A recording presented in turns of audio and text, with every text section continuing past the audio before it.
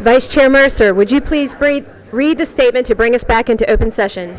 Chair Swigert, I move that the record shows that the only items discussed in the closed meeting are those specifically cited in the motion to convene into the closed meeting and those lawfully exempted from statutory meeting requirements. Is there a second? Seconded by Mr. Lamonia. Is there any discussion?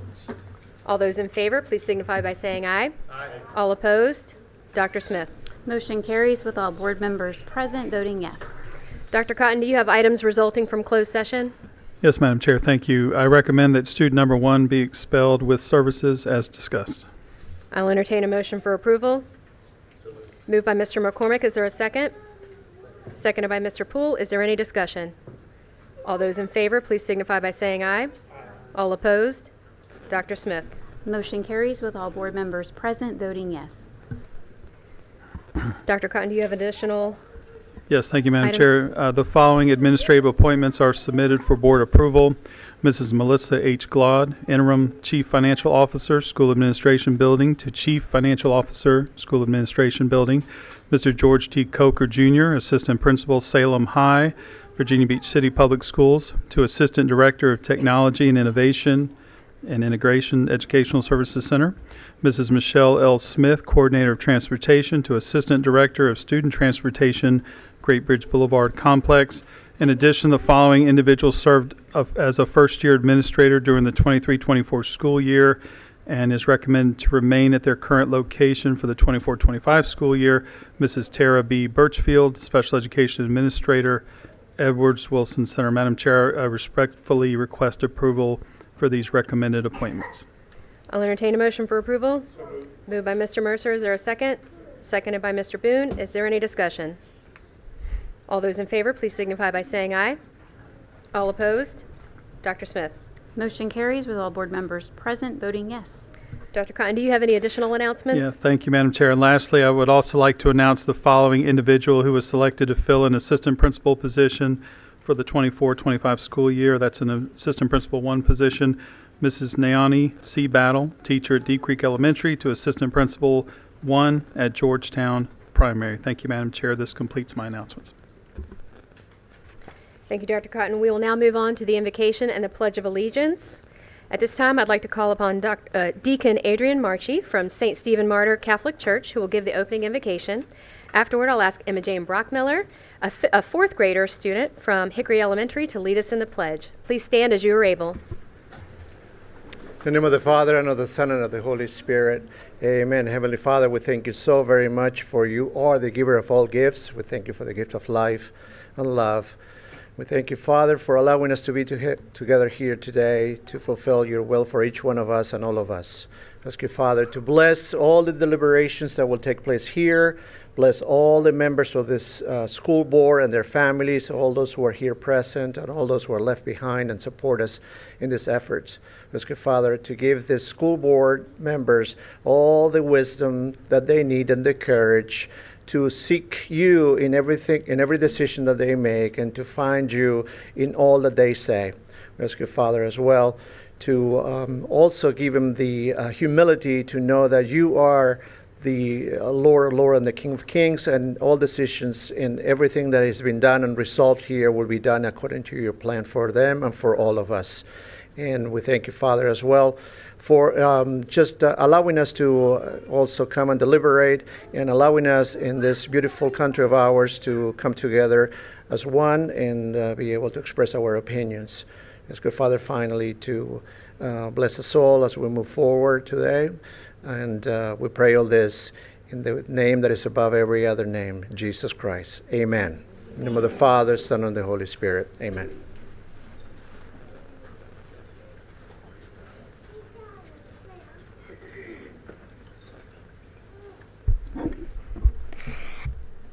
I pledge allegiance to the flag of the United States of America and to the republic for which it stands, one nation, under God, indivisible, with liberty and justice for all.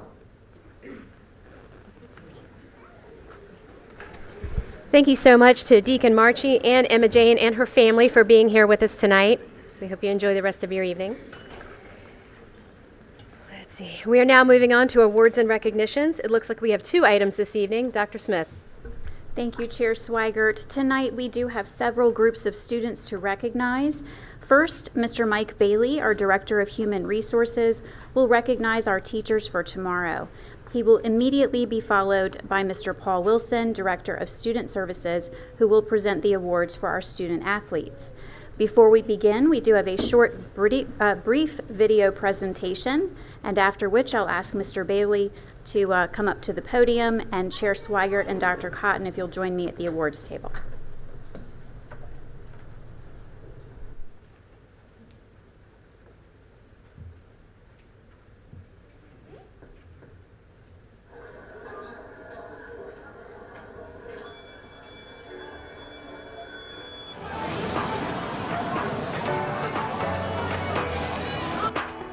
We love the guaranteed contracts for our students. Our Teachers for Tomorrow program has really helped us build our teaching pool, and we're so excited about how successful it's been because it's so important to recruit from our students.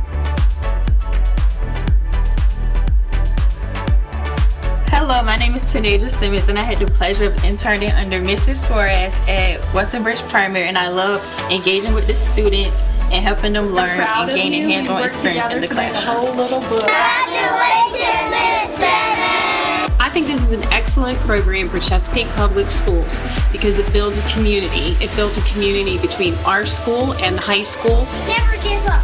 Always follow your dreams. My name is Jacob Zen, and I was with a 5th grade classroom at Great Bridge Intermediate, and it was probably the best experience I could have asked for, opening my eyes to what teaching can really be. I've always thought that I would want to do a high school as a teacher, but with the intermediate school, working with my teacher and the students that I had, it was such an experience, and I loved every single minute of the classroom.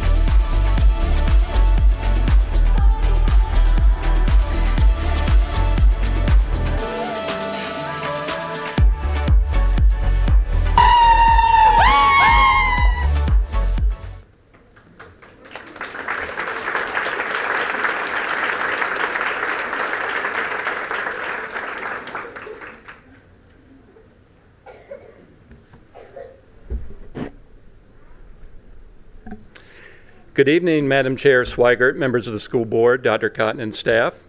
It is with great excitement that I stand before you tonight on behalf of Dr. Shonda Wyndham and Dr. Anna Helmer from the Department of College and Career Readiness, as well as Mrs. Mindy Green and Mrs. Sarah Newsom and myself from the Department of Human Resources to announce our 2024 Teachers for Tomorrow Guaranteed Contract recipients. We are pleased to announce that we have 42 students who will receive this honor tonight. This is the largest number of student contracts we have ever awarded since starting the program in 2018. At this time, we would like to recognize the students who participated in our Virginia Teachers for Tomorrow program through their high school or the Early Childhood Education program at the Chesapeake Career Center and have been offered a guaranteed contract with our school division when they successfully complete their education programs at their select universities. Due to the number of awardees, we will do this in two groups. Teachers for Tomorrow from the following schools, please come forward: Grassfield High and Great Bridge High.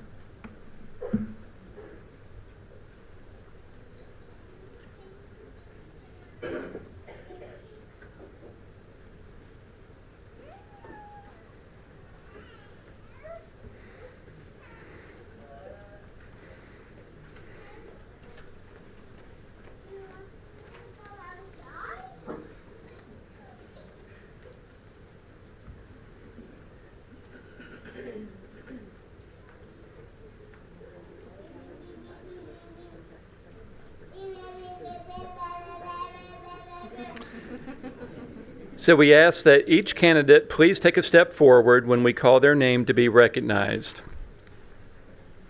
Bailey Bowles from Grassfield High School plans to attend George Mason University and major in elementary education and special education. Eliana Lackihone, Grassfield High School, plans to attend James Madison University and major in elementary education. Kimora Simpson from Grassfield High School plans to attend Long Island University and major in elementary education. Livia Norris from Grassfield High School plans to attend Longwood University and major in elementary education. Ruth Erickson from Grassfield High School plans to attend Longwood University, majoring in elementary education. Alexa Howie from Grassfield High School plans to attend University of Central Florida and major in elementary education. Charlotte Abrams from Grassfield High School plans to attend Liberty University and major in pre-K or elementary education. Jacob Zinn from Great Bridge High School plans to attend Auburn University and major in elementary education. Mary Woodson from Great Bridge High School plans to attend East Carolina University, majoring in special education. Alexandra Pastor from Great Bridge High School plans to attend Emory-Riddle University in Florida and major in aeronautical science or elementary education. Landon Quillen from Great Bridge High School plans to attend George Mason University, majoring in psychology and social work. Alexia Carruthers from Great Bridge High School plans to attend Longwood University, majoring in elementary education. Mallory Donnelly from Great Bridge High School plans to attend Longwood University, majoring in history, secondary education. Kira Gallagher from Great Bridge High School plans to attend Longwood University, majoring in elementary education. Myra Jocks from Great Bridge High School plans to attend Mary Baldwin University, majoring in elementary education. Juliana Smith from Great Bridge High School plans to attend Palm Beach Atlantic University, majoring in elementary education. Nia Gaines from Great Bridge High School plans to attend Tidewater Community College, majoring in elementary education. Emma Jenkins from Great Bridge High School plans to attend Tidewater Community College, majoring in special education. Nia Rajabali from Great Bridge High School plans to attend Tidewater Community College, majoring in elementary or middle school education. Tristan White from Great Bridge High School plans to attend Tidewater Community College, majoring in elementary education. Logan Roach from Great Bridge High School plans to attend Tidewater Community College and Old Dominion University, majoring in secondary history. Bailey Urigan from Great Bridge High School plans to attend University of Mary Washington, majoring in elementary education adapted curriculum. Reese Chelu from Great Bridge High School plans to attend University of South Carolina, majoring in special education.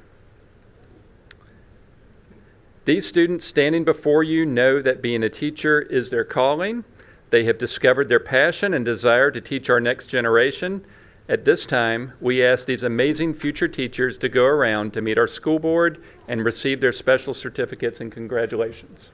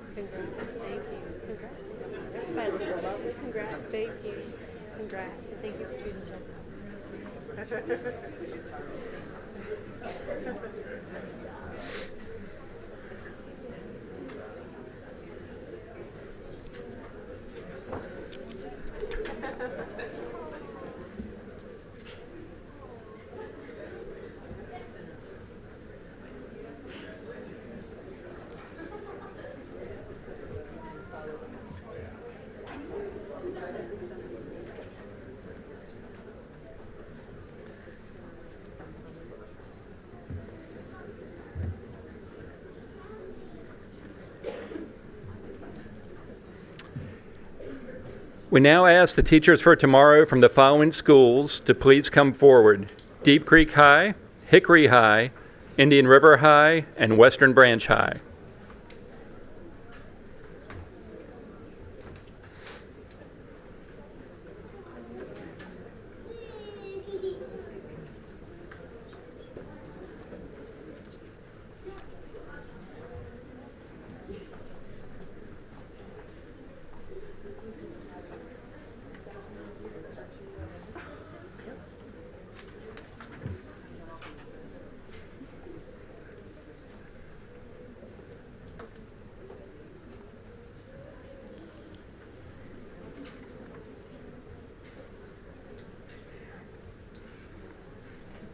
Okay, we ask that each candidate please take a step forward when we call their name to be recognized. Marley Goodwin from Deep Creek High School plans to attend the University of Lynchburg, majoring in elementary education. Malia Atrogue from Deep Creek High School plans to attend Longwood University, majoring in pre-K or elementary education. Maya Stites from Hickory High School plans to attend Boyce College in Kentucky and major in elementary English as a second language.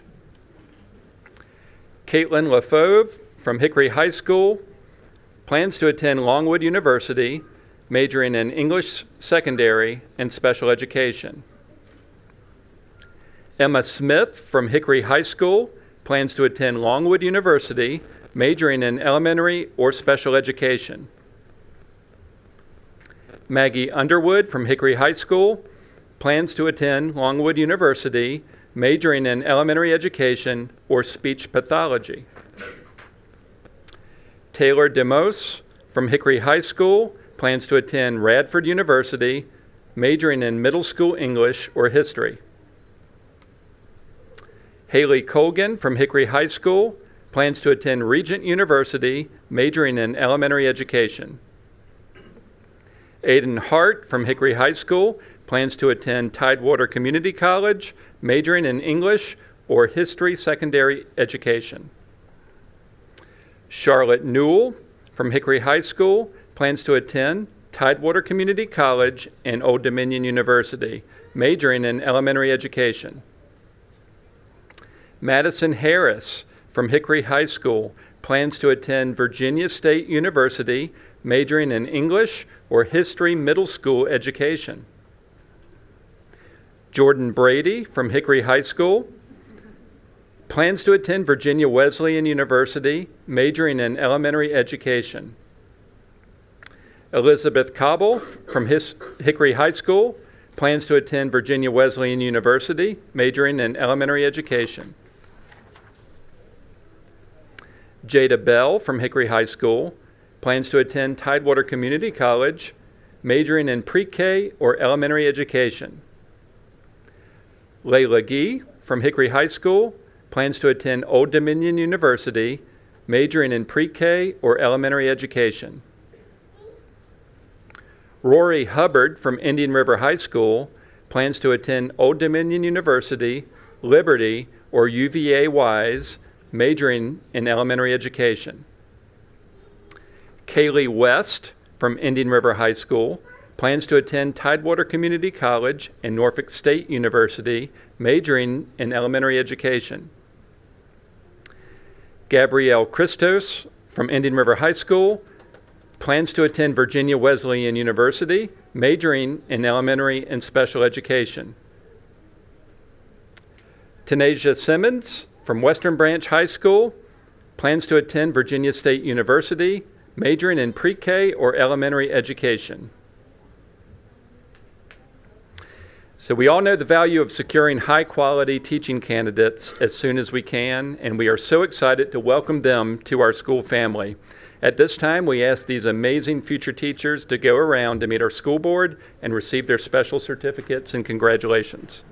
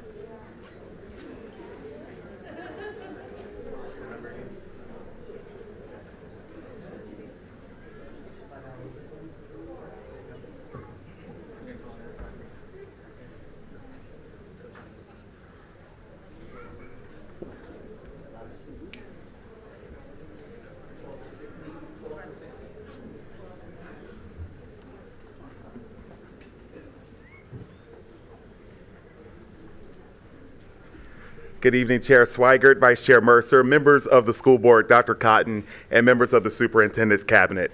One of the greatest privileges of the Department of Student Support Services is being able to celebrate the achievements and successes of the students and coaches in Chesapeake Public Schools. Tonight is one of those nights as we are here to recognize the 2024 Chesapeake Middle School Spring Individual and Team Champions. We will recognize these students in 4 different groups tonight, as well as the coaches that helped to lead them to victory this school year. Our first group of students and coaches are Chesapeake Individual Champions in Middle School Girls Outdoor Track. Students and coaches, when I call your name, please take one step forward. Megan Ireland from Great Bridge Middle School with a score of 5 feet 0 inches in the high jump. Alyssa Fadell from Great Bridge Middle School with a time of 5 minutes and 30.31 seconds in the 1,600 meter run. And their coach, Michael Fox.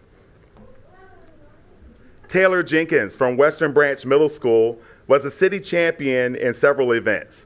The long jump, where she had the city record of 17 feet 2 inches, the 100-meter dash at 12.7 seconds, the 200-meter dash at 25.95 seconds, and the 400-meter run at 1 minute and 20.29 seconds.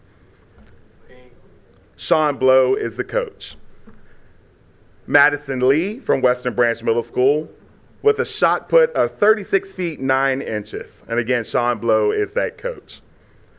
The 4x400 meter relay was won by Hugo Owens Middle School. Those present tonight are Kaylin Ellis and Alexandria Toro with a time of 4 minutes and 19.96 seconds, which is also a city record. And then finally, the 4x100 meter relay. The person present tonight is Corey Pitt with a time of 51.78 seconds from Indian River Middle School. That coach is Tanya Poole. If there are any parents or school officials in the audience here to celebrate the accomplishments of these individual champions, please stand so that we can recognize you at this time.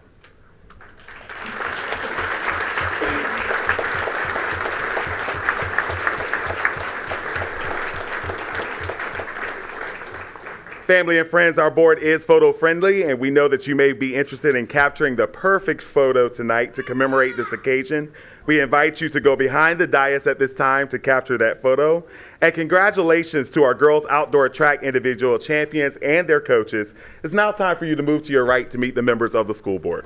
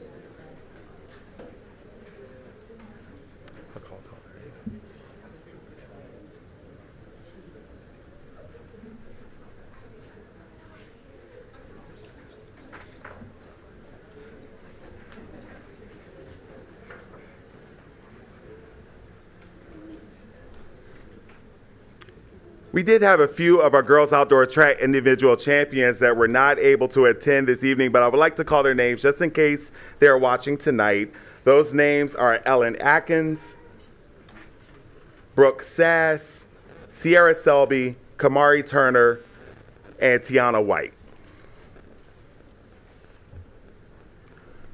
Our second group of students and coaches are Chesapeake individual champions in middle school boys outdoor track.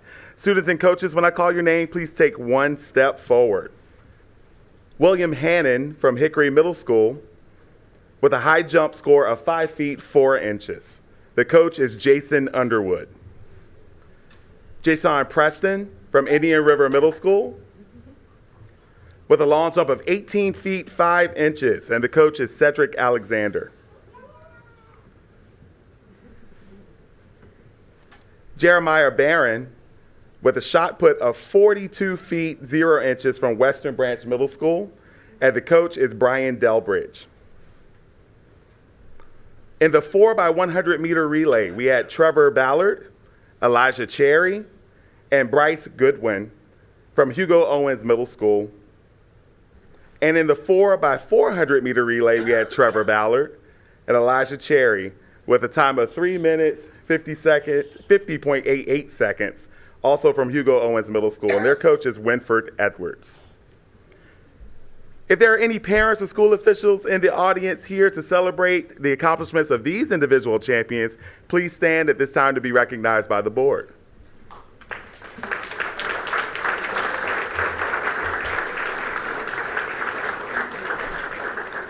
Again, family and friends, our board is photo friendly. We know you may be interested in capturing that perfect photo, so you may go behind the dais at this time to take that photo. Congratulations to our boys outdoor track individual champions and their coaches. It's now time for you to move to your right to meet the members of the school board.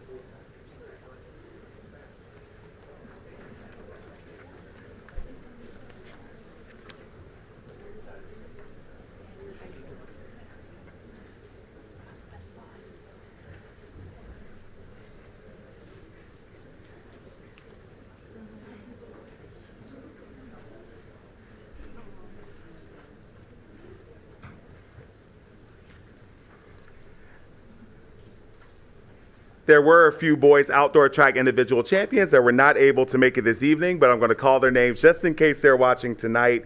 They are Benjamin Carter, Coach Daniel Hodges, Jonathan Porter, Corvin Watson, and Danilo Wong.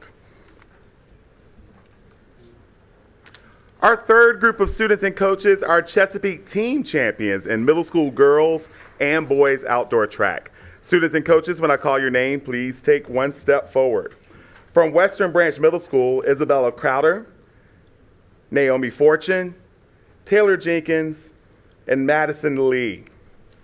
With a score of 81 points in the city championship, they were coached by Sean Blow. And for the boys outdoor track champions, Martell Carnell, Jason Preston, and they were coached by Cedric Alexander with a score of 69 points in the city championship. If there are any parents or school officials here tonight in the audience to celebrate the accomplishments of these team captains and champions, please stand at this time to be recognized by the board.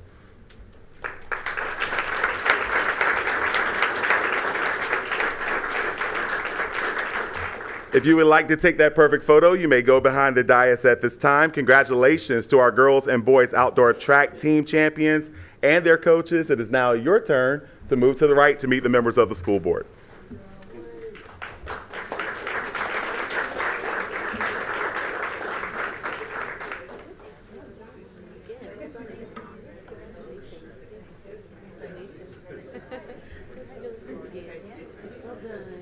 You guys are racking them in tonight. Thank you. Congratulations.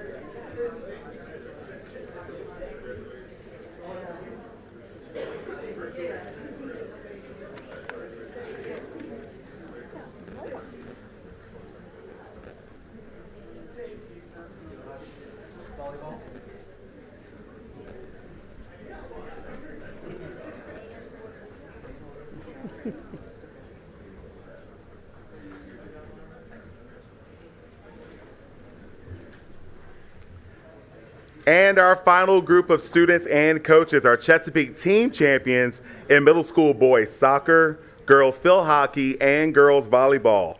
Students and coaches, when I call your name, please take one step forward. The boys soccer champions with a 1-0 score versus Great Bridge Middle School is from Hickory Middle School. They are Judah Costin, Zachary Kingsada, Braden Romick, and their coach is Alan Clark. The girls field hockey champions with a score of 4-0 versus Jolliffe Middle School are from Great Bridge Middle School. They are Leah Orrock and Olivia Young. Their coach is Katie Duke. And finally, the girls volleyball champions with a 3-0 score versus Hickory Middle School are from Hugo Owens Middle School. They are Ellie Ambrose, Lauren Campen, Kaylee Collins, and their coach is Jessica Young. If there are any parents or school officials in the audience here to celebrate the accomplishments of these teams, please stand at this time to be recognized by the board.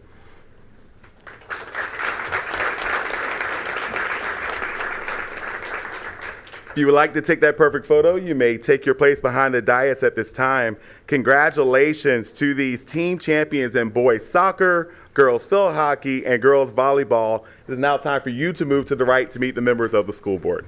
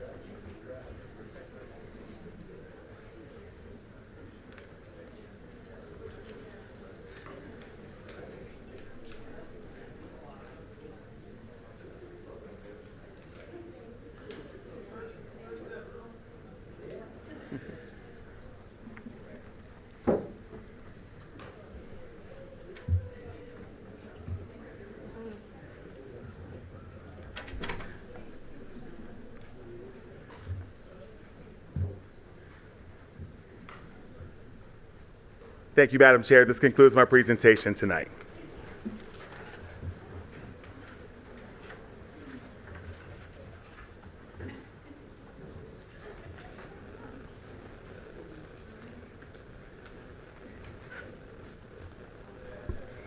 Thank you to Mr. Bailey and Mr. Wilson, and congratulations to all of our honorees tonight. We will now move on to the hearing of citizens. During their allotted time, speakers should observe our rules of decorum and know that expressions of concerns and criticism on matters of school policy and operations is welcome. While the speaker's own comments are welcome, they may not play pre-recorded messages. Dr. Smith, are there any citizens who have requested time to speak this evening? Yes, Chairman Swigert, we have 2 citizens signed up to speak. I want to thank those speakers who have signed up to address the board this evening. There are 2 ways that citizens can request time to speak at the meeting. They can either call the clerk's office before 12 noon the day of the meeting, or sign up to speak prior to the start of the meeting in person.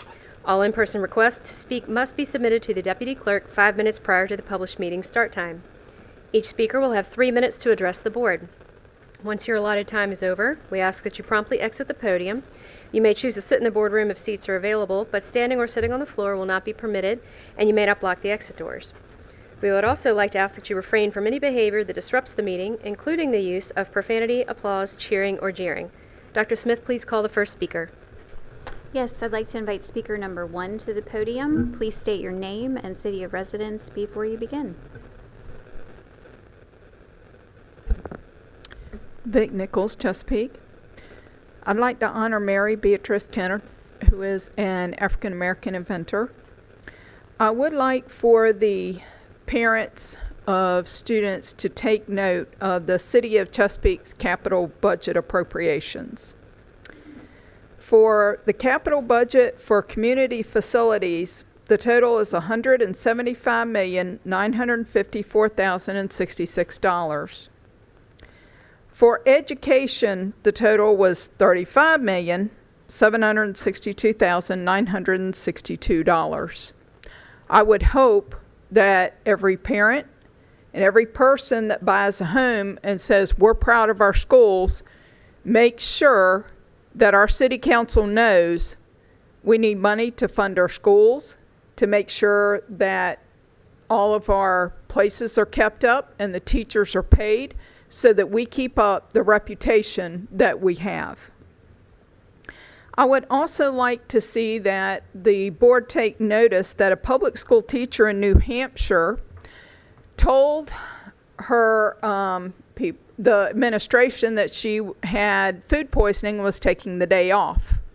What she actually did was to take one of her students that she had been teaching about for an abortion. She was fired. I think that the board needs to take a good look at what exactly goes on and make sure that parents' rights matter. Thank you. Speaker number 2 appears to be a no-show, so this concludes our speakers for this evening. Thank you for sharing your comments. Our practice is to receive information. However, we do not usually engage in dialogue, and that is our intent tonight.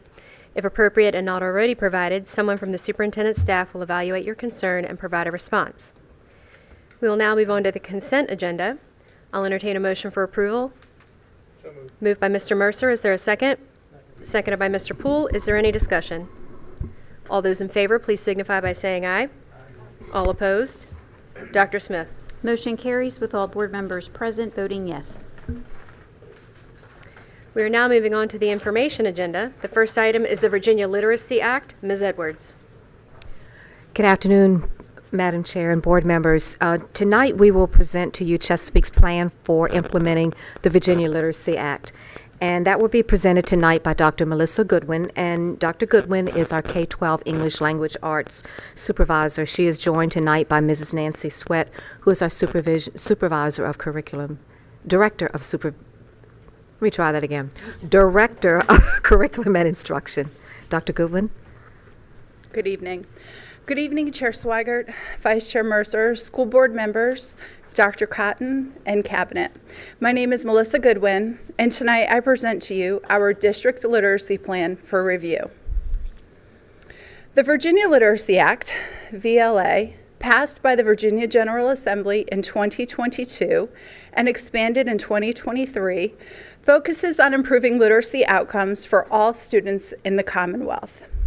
Required by the VLA as a best practice, school divisions are tasked with having a well-articulated division literacy plan that can be shared with stakeholders and assist in communicating implementation expectations across all schools.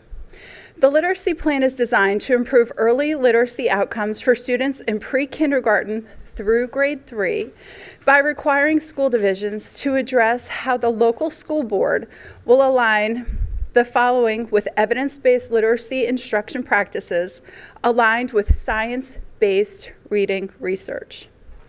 The plan requires school divisions to plan all aspects of the VLA around core reading and literacy curriculum, evidence-based training and high-quality instructional material implementation support, screening, supplemental instruction, and interventions, engaging parents and caregivers in collaborative literacy development of their children. The District Literacy Plan was the culminating work through the VDOE Literacy Implementation Network Series.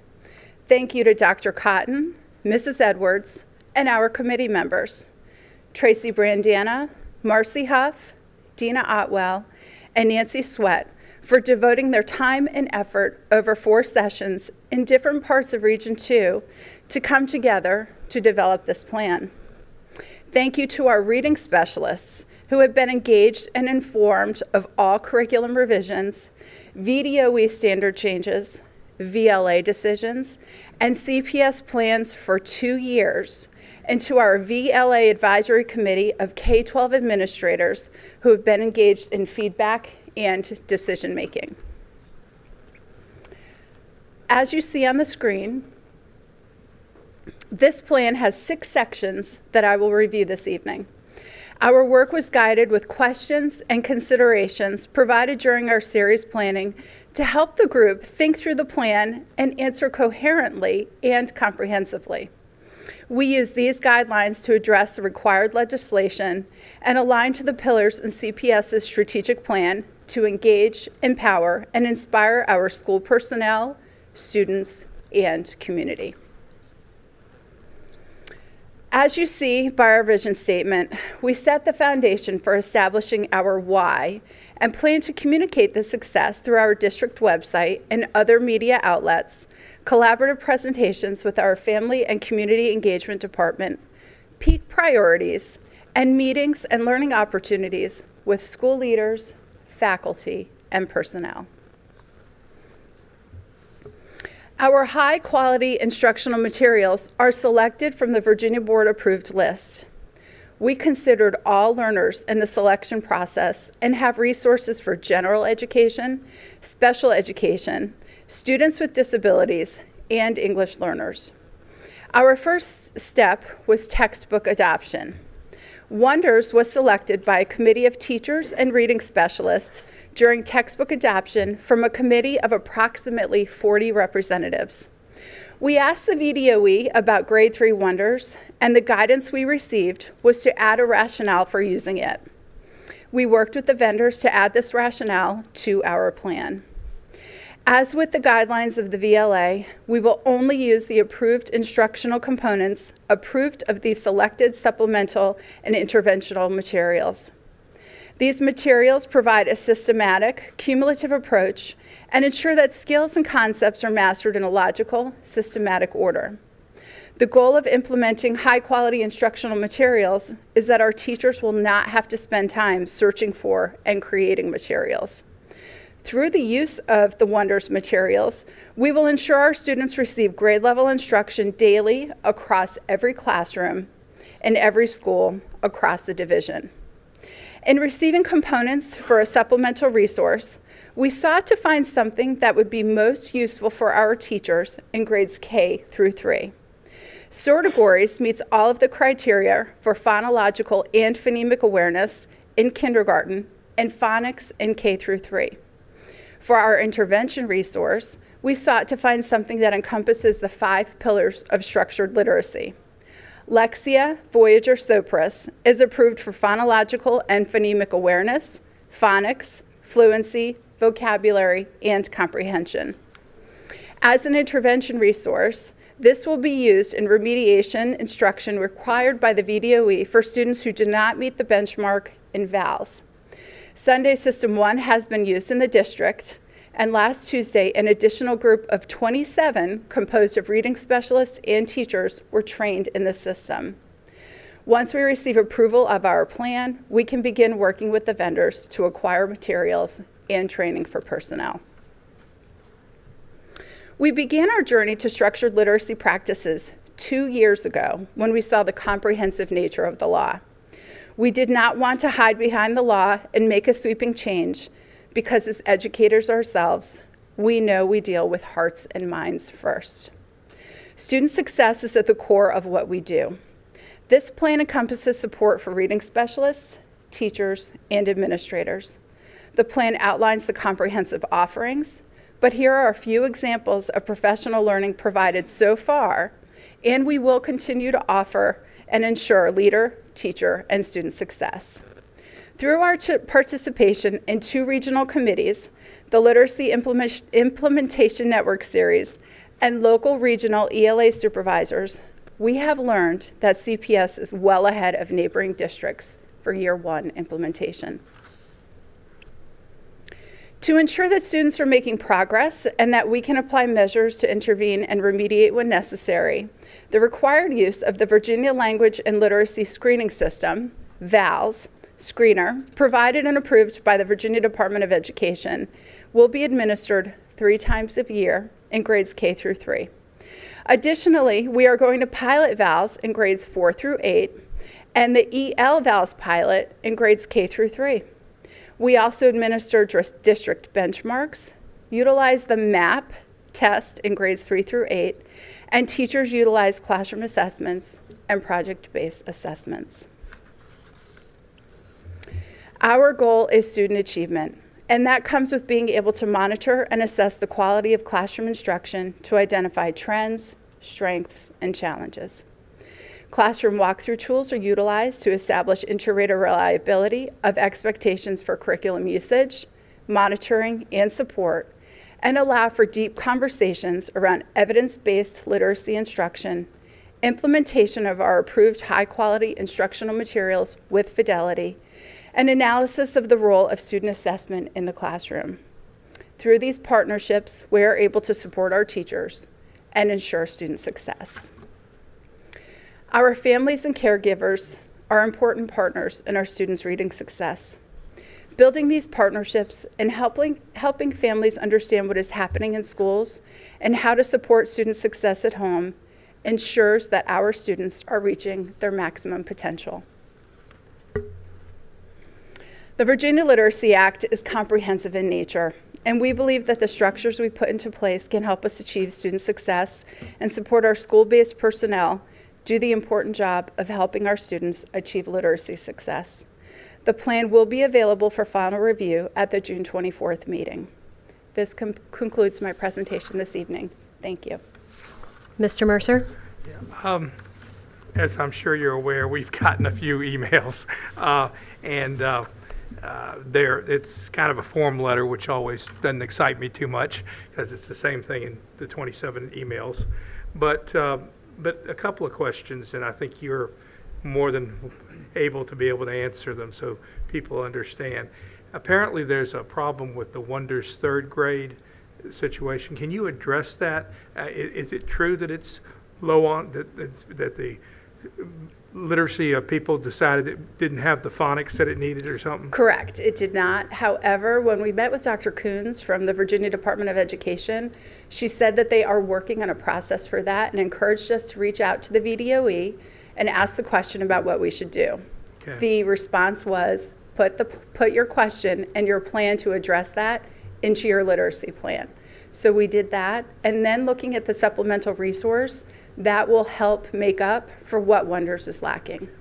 Yeah, my concern with that is personal because when I went through Chesapeake Public Schools, it was a time when phonics was not being taught. And I know it seems remarkable, but that was eons ago. Yeah. And to this day, I have trouble with some pronunciation, as my colleagues probably know when I read the literature coming out of the closed session when they say specific. But a lot of times it sounds like Pacific. So I'm very concerned about that, and I know that it's not the only part, but phonics has to be an important part. So say it doesn't get approved, you have a plan for implementing some supplemental material or something? Certainly, and that's what we have in the plan, and that's how we'll use sortagories. Yeah. So we'll use that to supplement with the phonics, and then the VDOE will be releasing future guidance, but we have to wait for them to guide us in that direction before I can give you that final answer. Well, they can come back, the company that's doing this, I don't know who it is, but they can come back and appeal, can't they? Yes. And yes, probably make some changes that after consultation. The other thing that I saw in here that I just want to ask, is this being implemented this coming year? It is. As they say in this, and that the Wonder seminar that I guess the one in July that you had up there is already on a waiting list. Is that true? Yes, it is full. However, are we going to do some other sections or something? Yes, we've worked with the vendor, and they're offering online sessions. Okay. So that information was released today. We're working with the vendor to make sure that the document has live links to it. But yes, everyone has the dates, and they'll be able to register for that at their convenience. Yeah, and I didn't ask this stuff without you knowing it because I passed mine on to Ms. Edwards and to others, so I'm sure you were aware. I'm not trying to catch you off guard. No, I appreciate but I think, the questions. this was some questions that were asked by some colleagues, and I just wanted to have them addressed so that it could be heard. Yeah. Okay, thank you. I don't have anything else. You're welcome. I see no additional questions at this time, so thank you so much. Thank you so much. Have a good evening. Our next item on the information agenda is the federal grant applications. Again, over to you, Ms. Edwards. Okay, thank you again. And for that presentation, Dr. Leslie Russell, our program administrator for Title I, will do the presentation. But the grant application reflects work for Title I, II, 3, and 4.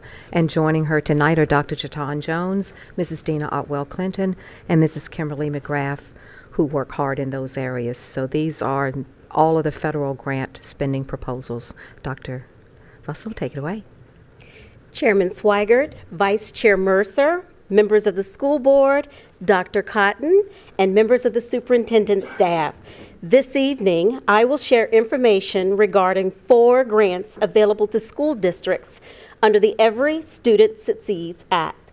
I would like to begin by introducing my colleagues who developed the various grant applications that will be shared this evening. Dr. Jaton Jones is responsible for Title II, Part A. Ms. Dina Odwell Clinton is responsible for the Title III Part A grant, and I am responsible for Title I Part A and Title IV Part A, and will provide an overview of the proposed expenditures for the 2024-25 school year. It is important to note that the grant awards presented this evening are preliminary, and the actual award amounts are not expected until September. The grants we will share this evening were written in compliance with federal guidelines and are aligned with our district's strategic goals. The development of each grant application is a collaborative effort that involves feedback from various stakeholders, including staff, students, families, and community members. Each grant application is designed to reflect our district's mission to inspire, engage, and empower all learners to achieve their highest potential. Private schools in the area were provided meaningful consultation and given the option to participate in the various grants presented this evening. I would like to begin by updating you on the Title I Part A grant. The Title I Part A program is designed that low-income students have a fair, equal, and significant opportunity to have and obtain high-quality education and reach at minimum proficiency on state assessments. As a district, we believe that early intervention is key, and we continue to focus Title I funding on supporting Title I students in grades pre-K through 5. In addition, we also support one middle school, Oscar Smith Middle School. Currently, all 14 of our Title I schools receive school-wide support, which enables a host of opportunities for not only interventions, but extensions of learning too. The projected award amount for the 2024-25 is roughly $8.2 million. Based on feedback from our various stakeholders, the money will be used to support the following: fund salary and fringe benefits for 75 employees who support Title I instructional efforts, provide learning experiences both in and out of the classroom, purchase material and supplies for support instructional efforts, continue to an investment of software and technology resources, employ tutors to assist in differentiated support and enrichment, provide professional development for staff members, support and retain high qualified teachers, enhance our early childhood program, and explore parent and family engagement supports to strengthen home to school and community connections. Next, I would like to provide you an update on Title II, Part A. Federal funds awarded under Title II, Part A support programs and efforts to increase student academic achievement by improving teacher and principal quality. The grant also supports our goal to recruit, retain, and support our valued employees, as the funds can be used to support efforts to retain, develop, and sustain teachers through retention practices and effective and continual professional development. Using level funding, the award amount of just over $1 million will be used to fund 5 employees, recruit and retain quality educators, support and accelerate learning through job-embedded professional development, coaches, and school-based teacher leaders, provide incentives awards to our national board certified teachers, and provide high-quality professional development opportunities, materials, direct support, and resources to current and aspiring district educators. And finally, support participating private school partners by providing direct support and assistance in identifying professional development opportunities and securing resources, materials, and training for current and aspiring private school educators. At this time, I'd like to share information regarding Title III, Part A. The purpose of the Title III Part A is to ensure school districts provide English learners, commonly referred to as ELs, a language assistance program to aid them in attaining English language proficiency and developing high levels of achievement in all areas of the curriculum to meet the same challenging state academic standards as their peers. There are plans for 44 EL lead teachers to serve roughly 1,900 English learners representing over 69 other languages throughout the division for the 2024-2025 school year. The projected 2024-2025 award amount is roughly $125,000 for the Title III grant that will be combined with the proposed $30,000 in transferability funds from Title IV to aid administrators and teachers in providing opportunities to enhance the services offered to estimated 1,900 ELs and their families. Funds will be utilized to pay for translation services needed during the school year. Funds will be used to support parents as educational partners efforts, a federally mandated portion of the EL program that extends assistance to parents of ELs, the operation of their schools, and children that attend. Funds will be used to allow administrators and teachers to explore professional development and conference opportunities. Funds will also be used to purchase educational materials and supplies to complement the curriculum currently offered. And finally, funds will be used to provide support for ELs during the summer to help enrich their acquisition of English language. Finally, I will share information regarding the Title IV Part A grant. The Title IV Part A is a Student Support and Academic Enrichment SSAE grant. This grant is intended to improve students' academic achievement by providing all students with equitable access to high-quality educational experiences in support of well-rounded opportunities, safe and healthy students, and the effective use of technology. The projected allocation for Title IV is roughly $570,000. As mentioned earlier, $30,000 will be transferred to Title III Part A in support of our ELs students. Remaining Title IV funds will be used to permit the division to support registration for all 10th graders to take the PSAT. Funding is also earmarked for AP test registrations, dual enrollment courses, additional recorder instruments for select students in 4th grade music classes, and musical instruments for select middle school and high school students. The federal funding sources are also supports for maker spaces, science, technology, engineering, arts, mathematics, STEAM, library media, health, and physical fitness to include supplies, resources, and equipment. In addition, we plan to leverage funding to enhance instruction with technology tools. Finally, we'll spend on professional development in all aspects of technology to include virtual instruction, STEAM, coding, and the 5 C's of critical thinking, creative thinking, collaboration, communication, and citizenship. We would be happy to answer any questions that you may have at this time, and if there are no other concerns, we'll add the federal program's application for your consent agenda for the next board meeting and request Dr. Cotton and Mrs. Swigert's signature for approval. All grant applications will need to be submitted on July 1st. I don't believe I see any questions, so thank you so much for the presentation. Thank you. The last item is the proposed revisions to Regulations 9-20.1 regarding personal communication devices. Over to you, Dr. Faust. Thank you, Chair Swigert. So this spring, we reconvened our committee of parents, faculty, staff, administrators to review the work and the policy from the PCD community, which was put in place just about a year ago now. The feedback overwhelmingly positive, full support for continuation of practice to keep students and keep their devices off and away for the day while they're at school. One change has been requested and garnered universal support from our high school principals. Our plan is to make a slight change to the regulation 9-20.1 to remove the portion that mentioned or promoted devices at lunch. Our anecdotal evidence supports the idea that this led to inconsistencies in enforcement and led to a perception that devices had to be permitted at lunch.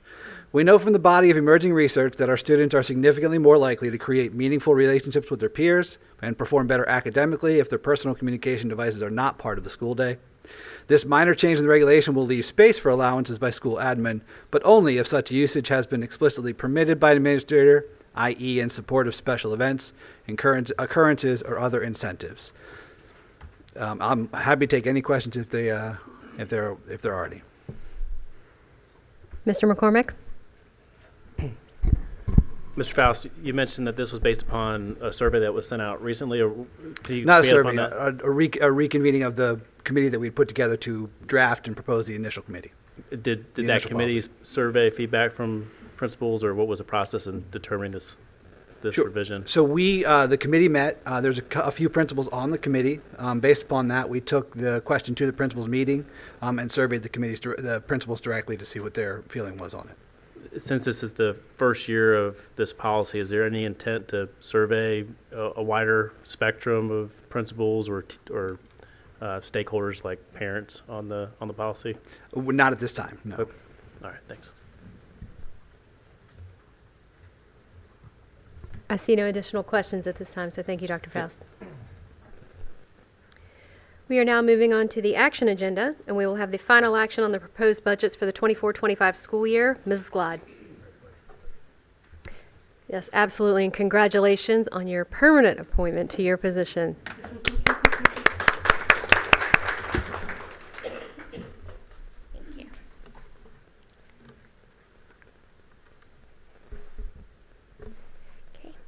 Good evening, Chair Swigert, Vice Chair Mercer, and school board members. This evening's presentation provides an overview of the state budget and its impact on the school board's proposed budget. The presentation will conclude with a request for board action and a preview of the upcoming steps in the budget process. Let's get started with the state budget update. This table compares the state budget to the governor and conference proposed budgets. As a reminder, the school board's proposed budget is based on the governor's December budget.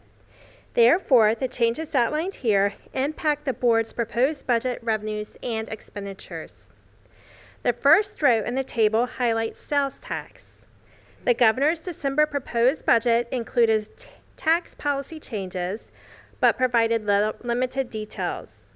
The conference's proposed budget included a modification to sales tax to account for a tax base expansion. The state budget removes all changes in tax policy, including the proposed tax base expansion.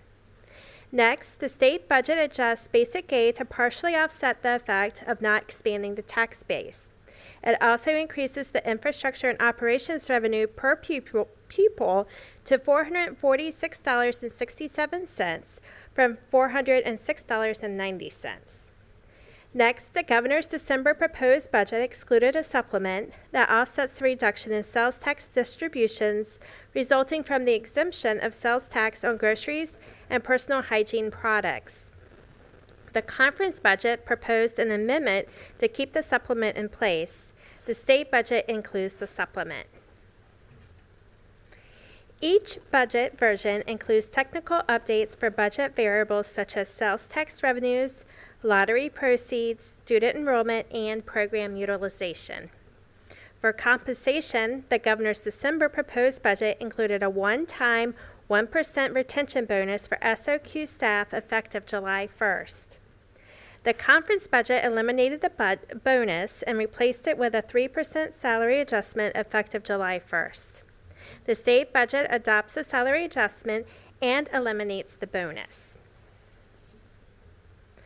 Continuing with the comparisons, the conference budget modified at-risk funding for educationally at-risk students and folded prevention, intervention, and remediation, or PIR, into at-risk. The state budget adopts this conference budget amendment as well. The conference budget amended the English learners student-teacher staffing ratio of 1 teacher to 50 students to a tiered student-teacher staffing ratio based on student proficiency levels. The state budget adopts this conference budget amendment as well. The last row on the slide highlights reading specialists. The governor's proposed budget provided additional funding to support an increase in the standard for reading specialists staffing through the 8th grade. The conference budget supported this bill, and the state budget adopted it. For our last amendment, the state budget bill modifies the ARPA school ventilation HVAC grant obligation date from December 31st, 2024 to July 1st, 2024. While the date was moved up 6 months, we are in good shape and will be able to comply with the adjusted obligation dates.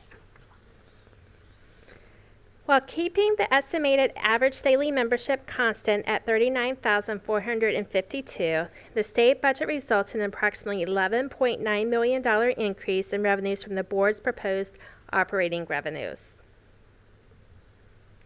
This slide provides the state budget's impact on Chesapeake state revenue by revenue category. I will take a minute to highlight each. The supplemental payment in lieu of food and hygiene tax increases revenues by $8.8 million.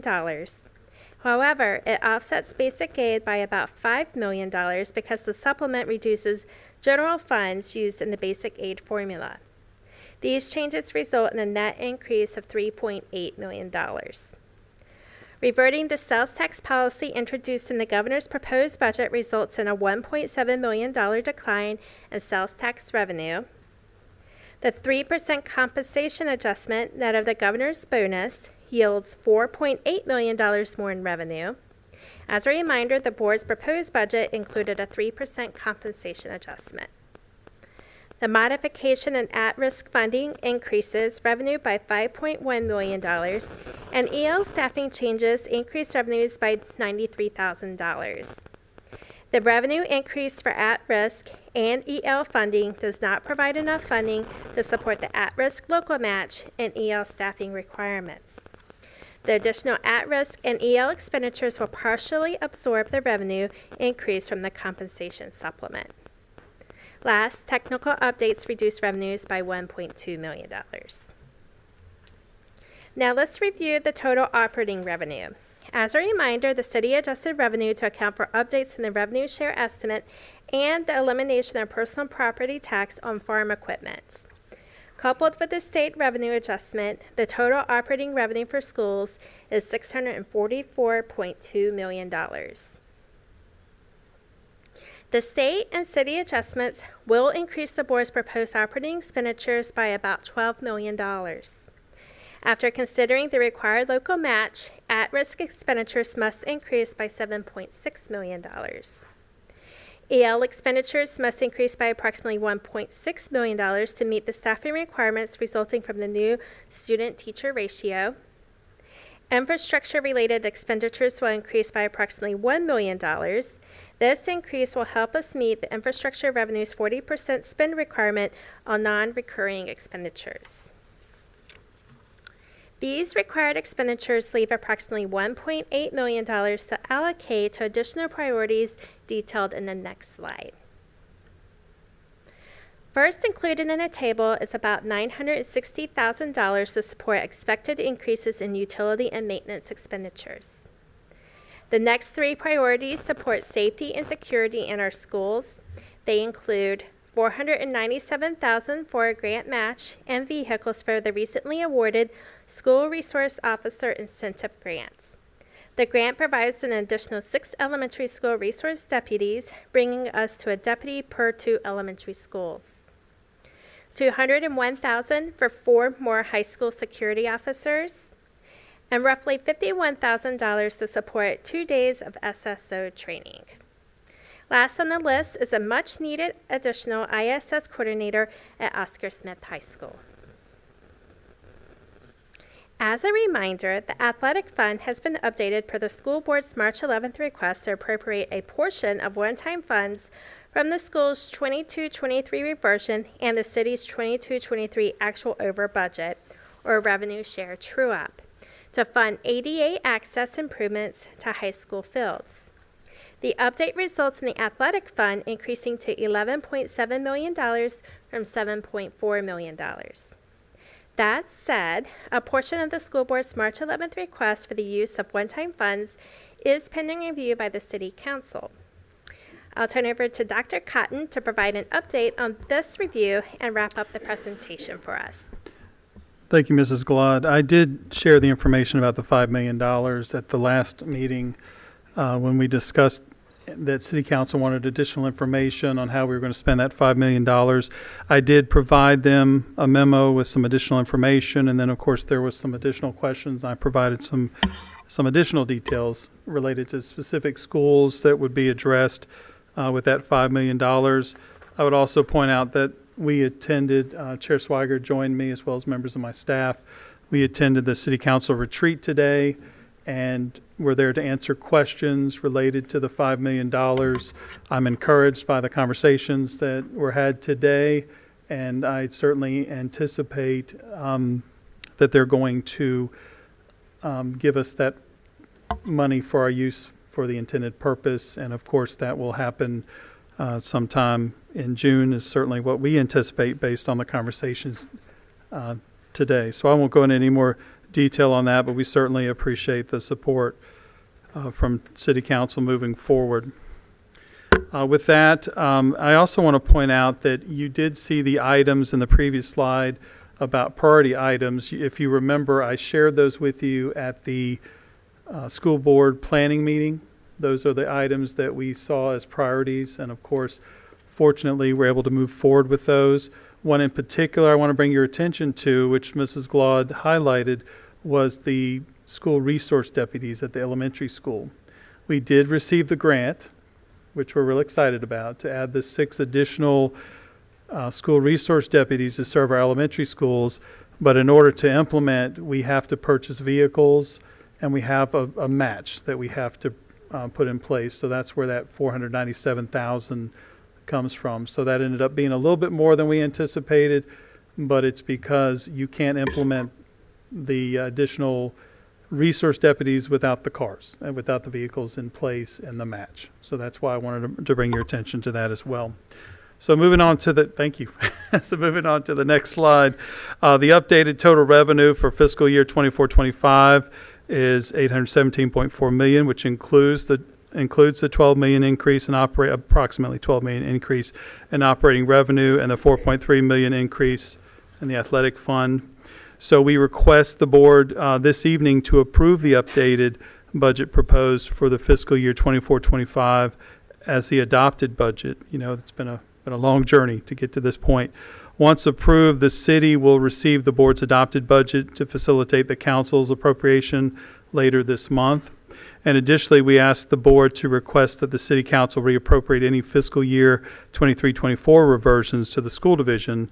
The recommended use of the reversions will be identified at a later date. And just as a point of reference, the $5 million that we've been discussing was from reversion and true up, which is related to our revenue sharing formula with the city. So that was funds that were not expended in the previous year. So it's important to point that out because sometimes people try to attach savings to upcoming budget. They're not the same. They're separate. So it's just important to separate those. As for the next steps in the budget process, the City Council's final appropriations are expected later this month, as I said, and any budget adjustments that may be needed, in particular, the $5 million that we've been discussing. And of course, the city will have to certainly make a technical adjustment based on the conversation today to support our athletic fund, which is several projects for many of our schools that we're trying to address as soon as possible. So we're happy to answer any questions that board members have at this time, but we would like to request a final approval of our budget for the upcoming year. Mr. Mercer? I move approval of the updated budget. Is there a second? Seconded by Mr. Boone. Is there any discussion or additional questions? All those in favor, please signify by saying aye. Aye. All opposed? Dr. Smith. Motion carries with all board members present voting yes. Thank you, Ms. Glide. We will now move on to the superintendent's report. Over to you, Dr. Cotton. Thank you, Madam Chair. Just have a quick announcement this evening, and I don't think I have to announce this, but in case anyone is not paying attention, Thursday, June 13th, of course, is the last day of school, and both Wednesday and Thursday this week are early release days for students. And of course, I see some teachers in the audience. I know they're well aware of the last day of school, as all of our students are as well. All right, at this time, I'd like to share our spotlight for this evening. This week, we have our last spotlight at the end of another successful year, and it makes me incredibly proud to be able to share some of the many exciting ways that we've been celebrating the accomplishments of our students and staff. The end of the school year is always filled with celebrations, ceremonies, pomp and circumstance. That was certainly the case for our Project Search graduation ceremony.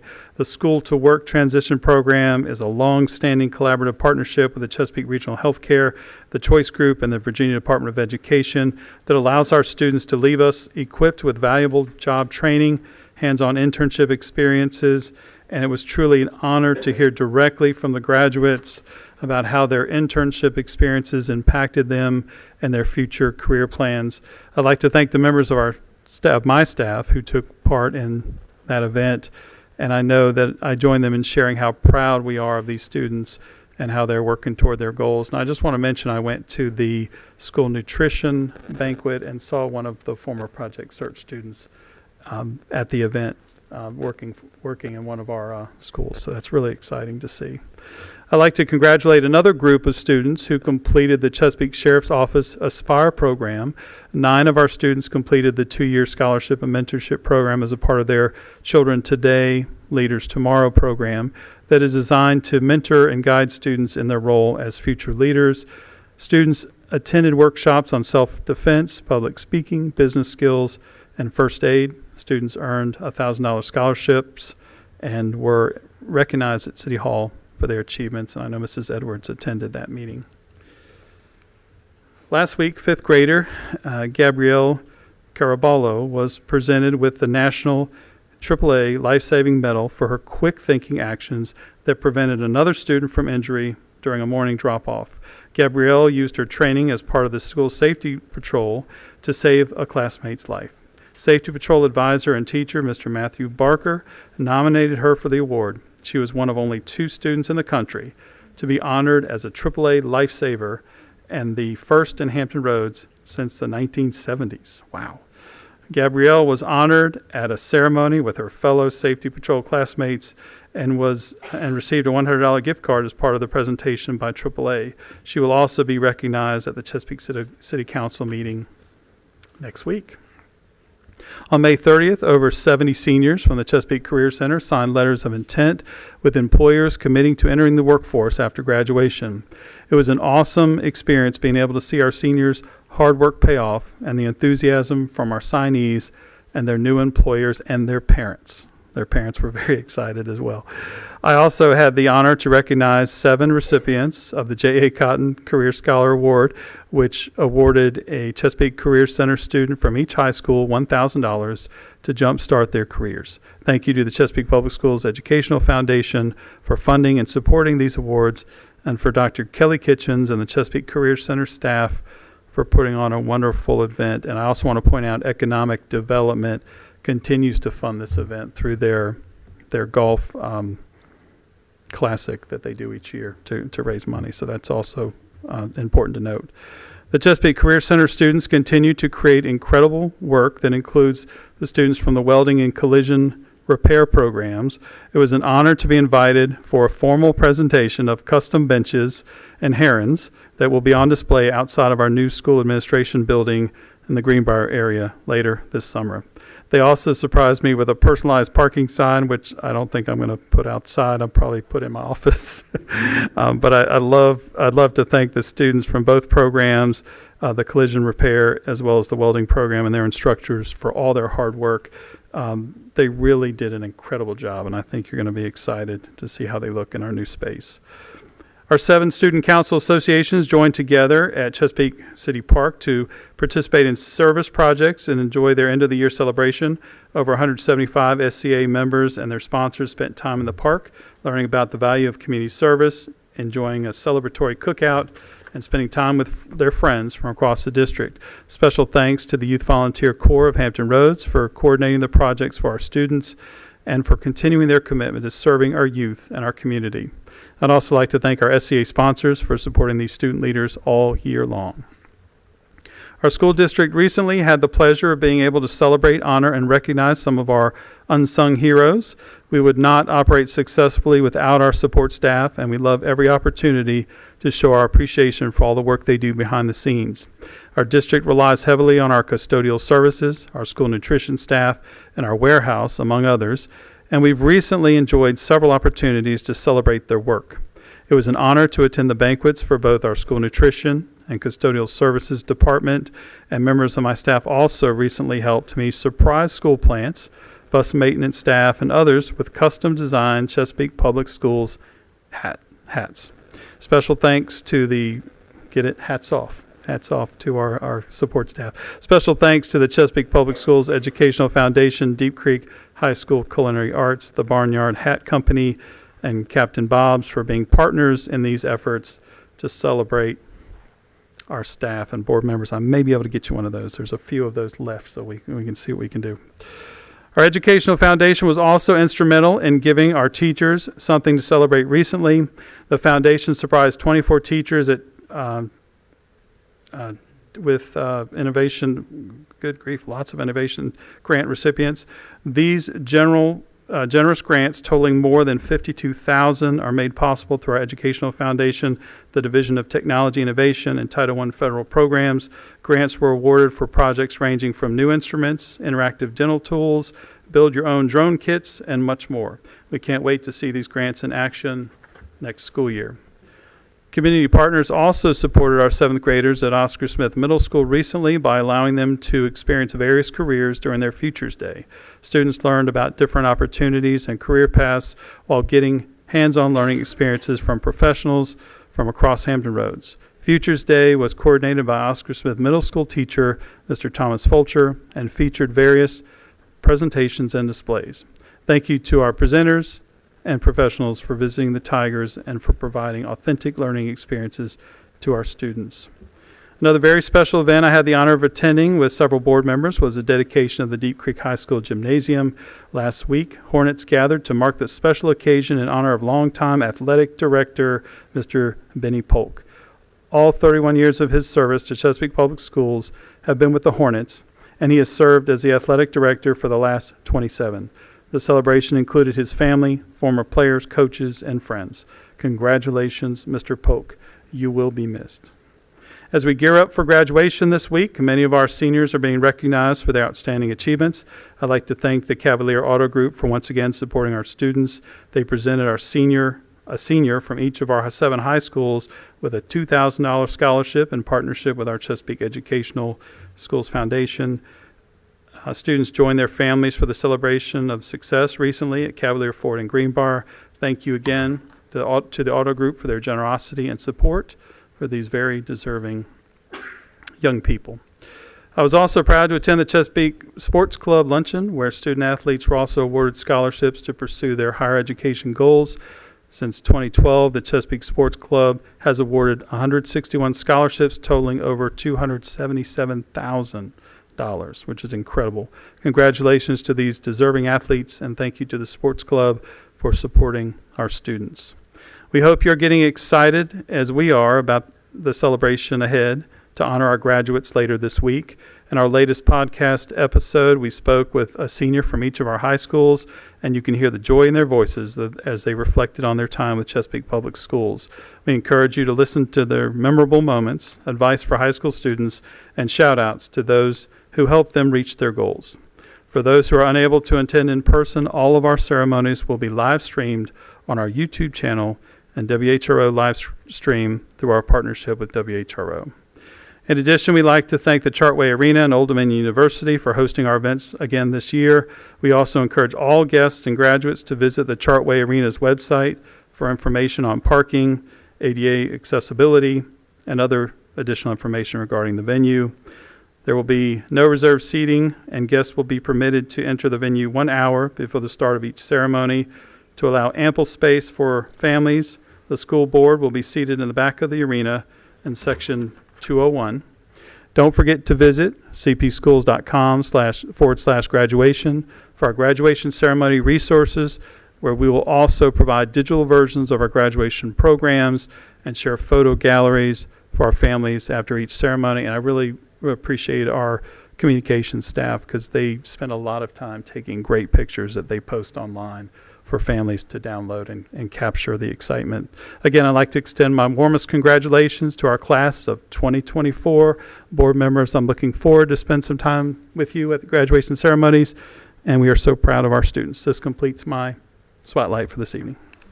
Thank you, Dr. Cotton. Last on our agenda this evening is board member items. Does any board member have an item they'd like to bring before the group? Mr. Lamonia? Thank you, Chair Swigert. I know I and several of our colleagues here noticed that some of our amazing Chesapeake champions were inadvertently missed and left off of the recognition process earlier. So I want to take a moment to recognize those individuals and make sure that they hear their name called for their outstanding accomplishments. So first, Owen Kincaid from Jolliffe Middle School, champion in the 1,600 meter run. He was represented here with Coach Daniel Hodges. Also, Benjamin Carter from Jolliffe Middle School. He was the champion in the 100-meter dash, the 200-meter dash, and the 400-meter run, and he was also here with Coach Daniel Hodges. And then Ellen Akins, Kaylin Ellis, Brooks Sass, and Alexandria Toro from Hugo Owens Middle School. They were champions in the 4x400-meter relay, and I believe two of those young ladies weren't announced earlier that were here. And they were represented with Coach Juan Davis. Just know we're proud of you, and congrats again to all of our Chesapeake Spring champions. Thank you, Mr. Lamonia. Seeing no other additional comments, I would like to take a moment to say a very happy birthday to board member Kim Scott, who celebrated a big one last week.